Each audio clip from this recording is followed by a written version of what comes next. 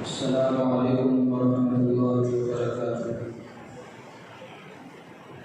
نحمده ونصلي على رسوله الكريم، أما بعد فأعوذ بالله السميع العليم من الشيطان الرجيم، بسم الله الرحمن الرحيم۔ رب اشرح لي صدري ويسر لي أمري واحلل عقدة من لساني يفقهوا قولي۔ وحدت کے بڑے جام پلاتا تو ہے، وحدت کے بڑے جام پلاتا تو ہے، میرے بگڑے ہوئے کام بناتا تو ہے۔ ہر صبح ازل ہے تیری حمد میں مصروف، ایک ذوق نظر عام دکھاتا تو ہے۔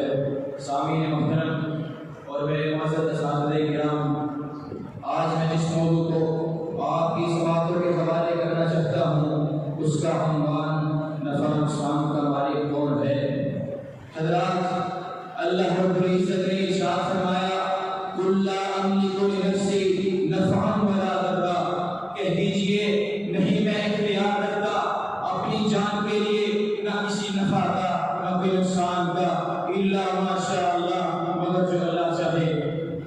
حضرات، آج کے دور میں ضرورت ہے لا الہ الا اللہ کے واضح کو پھر ویسے بلند کیا جائے جیسے بلال نے مکے کی گلیوں میں کیا تھا۔ حیدرآباد کے ایک مولوی کا جملہ سناؤ، وہ کہتے ہیں مجھے کوئی مولوی، میں چیلنج کرتا ہوں، مجھے کوئی مولوی کسی جماعت کا بڑا گارنٹی دے دے کہ میں بخشوا لوں گا، میں یہ بریلوی فرقہ چھوڑ کے تمہاری جماعت میں شامل ہو جاتا ہوں۔ کوئی مجھے یہ کہہ دے کہ ہمارے گروپ میں آ، تیری بخشش ہو جائے گی، تو جنت میں جائے گا، میں تمہاری جماعت میں آنے کے لیے تیار ہوں۔ کہا اگر نہیں، کوئی گارنٹی نہیں دے سکتا تو پھر سنو، میں کہتا ہوں ہماری جماعت میں آ، ہماری جماعت میں آؤ گے تو پیر جیلانی بخشوا لے گا، غوث اعظم بخشوا لیں گے، غریب النواز بخشوا لیں گے، آؤ سارے بریلوی ہو جاؤ، مجھ سے جنت کے ٹکٹ لے جاؤ۔ ہمارے یہ بڑے بڑے پیر قیامت کے دن اللہ کے سامنے کھڑے ہوں گے اور اپنے مریدوں کو چھپا کر جنت میں لے جائیں گے۔ انا للہ و انا الیہ راجعون۔ ظالم، تم نے یہ چیلنج دیا ہے، میں تیرا چیلنج قبول کرتا ہوں۔ خدا کی قسم موحد بن جا، محمد کی حدیث گارنٹی دیتی ہے کہ تجھے اللہ جنت دے دے گا۔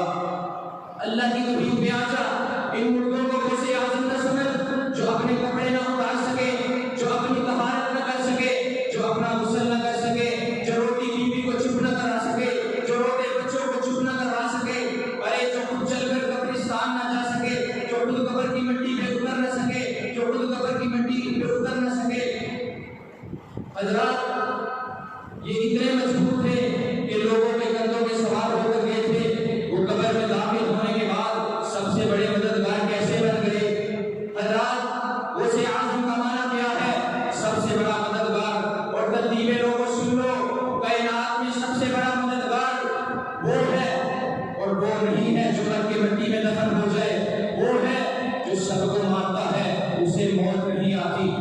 تم کہتے ہو ہمارا بابا انڈیا کا غریب نواز ہے، ارے اللہ کی قسم کائنات میں غریب نواز دو نہیں ہے، غریب نواز ایک ہے۔ تم کہتے ہو ہمارا بابا غریب نواز ہے، پھر قیامت کے دن اللہ کو کیا کہو گے؟ ہم کہتے ہیں اللہ غریب نواز ہے۔ کیسے؟ غریب مانگو ہم سے، وہ مالک کہتا ہے انتم الفقراء، تم سارے غریب ہو، تم سارے فقیر ہو، تم سارے مانگتے ہو۔ نبی ولی علی غوث خود جو تم نے بنا رکھے ہیں، اپنے بزرگوں کو جو تم نے نام دے رکھے ہیں، سنو یہ سب اللہ کے در کے فقیر ہیں۔ حضرات، جس امام کو ہم مانتے ہیں، جس امام کو ہم نے امام اعظم کہا، قائد اعظم کہا، رہبر اعظم کہا، اللہ کی قسم اس کی گارنٹی ہے کہ جب تک محمد دروازہ نہ کھلوائے گا تب تک کوئی جنت میں نہیں جا سکتا۔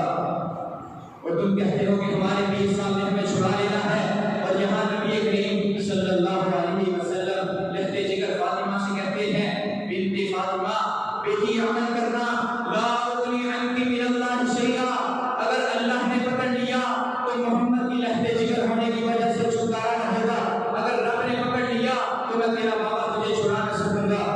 حضرات، یہ وہ راستہ ہے شرک کا جس میں چل کے آج لوگوں نے لوگوں کو گارنٹی دے دی کہ جاؤ ہماری جماعتوں میں آ جاؤ،